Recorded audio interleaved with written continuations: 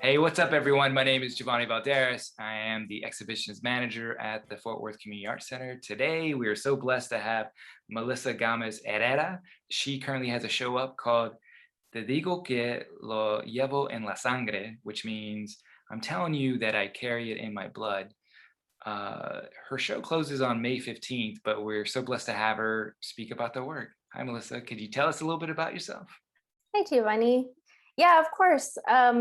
Well, this work is basically work that I've been doing since maybe 2018. It's mainly a series of documentary style photographs of women maquiladora workers in Mexico, who I was so fortunate to meet through an organization there called Comité Fronterizo de Obreros, or the Border Committee of Workers, which is largely, women led. Uh, and so those photographs are, basically photographs of those women who are involved in their homes. Good deal. I thank you for such a thorough review of the show. I think it's fantastic. um, what is it that started you on this journey to kind of you know document, not only document, but in a way like share these other people's journey as well? Well, the way it started was I went on something called a delegation with the Austin tan cerca de la frontera. So that's translated to Austin, close, Austin, so close to the border, just close to the border, Austin. It's atcf.org is their website. Um, so I went on something called a delegation, which was basically a trip of just a bunch of people who are interested in the experiences of workers in the borderlands on the Mexican side. And so that's primarily factory maquiladora workers. And Would you say your work would be more or less like always centered around like this social justice theme, or is it something that you evolved to? I think it's always, yeah, I think just my own personal interest has always been centered around social justice issues. Just since I was very, but when since I was much younger, I was always interested in that. I was always interested in like what's going on in the political arena, and like what's always been happening in concerning immigration rights. I mean, my mom actually worked in a maquiladora, and so I remember her talking about just like how hard it was, and just like how angry she would get at the way she was treated in that workplace. Yeah, so there's definitely a kind of a proximity there, to Mhm. the issues that you're advocating for, or at least bringing a light to. And I was looking at the work, and then reading your artist statement, and there's this question that kept coming to my mind, was that what role can art play in activism, and what are the limitations? It's hard for me to say because I don't think that art in and of itself Mm, can do things, but I think that people who see work and who let's say see these portraits of women and read these testimonies, um, can bring it upon themselves to become affected by it, right? And I think it's like the same way for an artist. I mean, or for myself, maybe I'm speaking for myself. uh like my when my mom would talk about what the way that she was treated in maquiladora, and then going on the delegation, it's like people can tell you over and over again what their testimonies are, but you know what, if I care so much, then like what am I going to do about it? And I think people have a certain responsibility in and of themselves to either learn more or become involved in some way.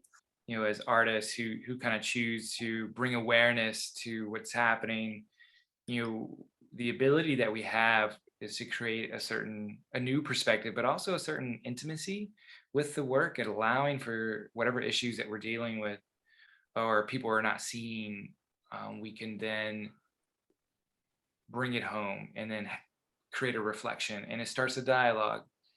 But it's interesting the way that, the role of an artist, especially now, it's such a dynamic one, and we can actually change perceptions. And so I really commend you on the work that you do. If your photograph is hanging in someone's residence and you come home from a long day at work, that's a sobering conversation that's waiting for you to go home. And it reminds you of Mhm. like what are your roles and responsibilities are.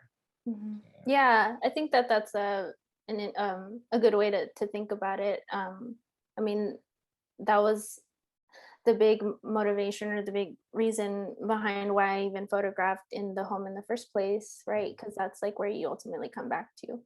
That there's this quote from the Poetics of Space, which I read, while I was making this work. Like, why am I so drawn to the home? It can have to it has a lot to do with my gender and the way that I was brought up. As a woman, we're always taught that there are places in the home. That the quote it says is, if I were to ask, uh, if I were asked to name the chief benefit of the home, I would say that the home shelters daydreaming, the house protects the dreamer, the house allows one to dream in peace. Thought and experience are not the only things that sanction human values. The values that belong to daydreaming mark humanity in its depths. And so that's kind of like how I was trying to think about the home, as like this shelter, as like this place where, these women can kind of, be themselves. There is a certain like stoicism about the work, but also there is this kind of, and I may be completely wrong, but there's this kind of loneliness to the work as Mhm. well, or isolation. And I was wondering if you could expand on that. Yeah, that's an interesting question. I don't think anybody's asked me that. I felt that way when I was making the work too. Mm. I think being a photographer, particularly, maybe just being an artist, it can be a little bit of a lonely venture, where you have to like hunker down and really like get down to it and put it out there. I think one of some of the most fascinating images are the ones with just the objects, and I feel like they give us so much information. And I think about objects and these attachments that we have to them, and Mhm. we don't know the significance of those objects until that person, let's say, passes or moves, and you're just left with the object, and then this thing becomes like part of the persona, or this memorialization of them. And I think you do that well, and because they're so intimate, and what I love it, they're so mundane objects that we would take for granted, but this thing is who they are in a sense. Mhm. So I was just wondering if there was any particular pieces that you found interesting, and or you can talk to us about the framing of the work. Yeah, I think for me it's you know wa- wall art. I think, like, the religious wall art, and I just think it is like it's so cool to look at, and it's so telling uh generally Mexican culture and belief systems, that I think is super fascinating. Um, and then just for example, the one of the Holy Family, so Mary and Joseph and Jesus the child, is like Sagrada Familia. So that's like the pinnacle of like nuclear family, and it's like the opposite of the family of many of the women that I go and meet, because there's so many single mothers trying to do it on their own, and then like there's this pinnacle of family, and it's just like I don't even know how to explain it, that that this is our belief system, and yet um, it's so opposite kind of the reality of many women workers. And you know that we don't give single mothers enough credit, just like in Mexican and Mexican American culture. Mm. um, and so so then there's that, and then there's like obviously the history of Mexico. There's like, this religious indoctrination and all of these things like Catholicism, and um how we really, that's really ingrained in the culture. It's not just like it's separate religion, it's just like in our life for the most part.